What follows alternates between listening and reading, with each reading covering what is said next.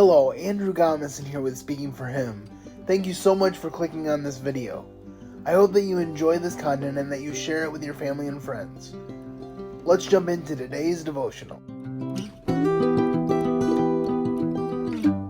Philippians has been my favorite book of the Bible for quite some time, and a big part of the reason for that is the way Paul begins the book.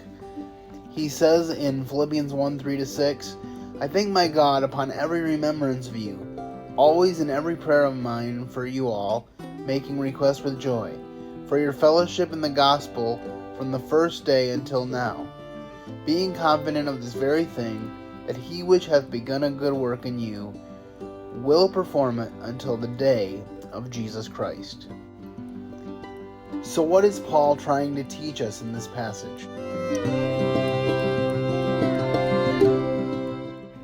Are you thankful for the people that God has put into your life to encourage you on your spiritual journey? Paul certainly was.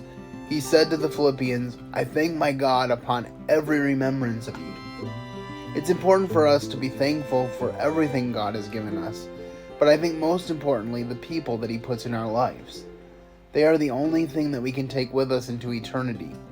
And so if someone has encouraged you in your walk with the Lord, make sure that you tell them. They won't know by osmosis, and it will encourage them in a great way to know that they have been a vital part of your faith walk.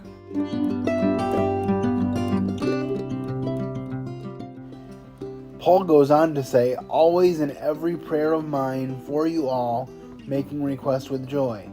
This is a reminder to us that if we are thankful for the friends that God has put into our lives, we should also pray for them.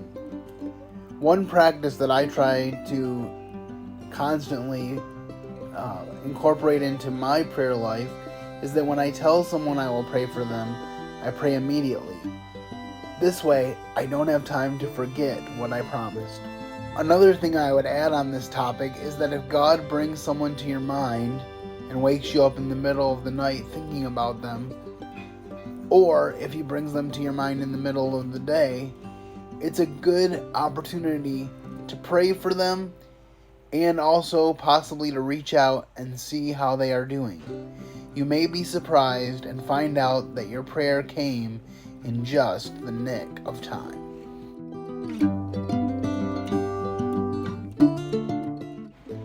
God did not make the Christian life a solitary pursuit. Instead, he put us in the family of God and made us brothers and sisters in Christ. Therefore, he made us to need one another. That is not a popular opinion today, but it is nonetheless true. If you think about who has encouraged you in this life, especially as it pertains to living for Christ, what names pop into your head? Might I encourage you to share this video with them and let them know how much they mean to you? This will encourage them to continue encouraging others, and the cycle will continue.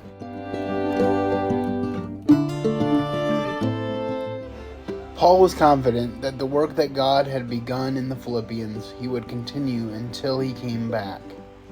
Here's how he said it once again in Philippians chapter 1, verse 6.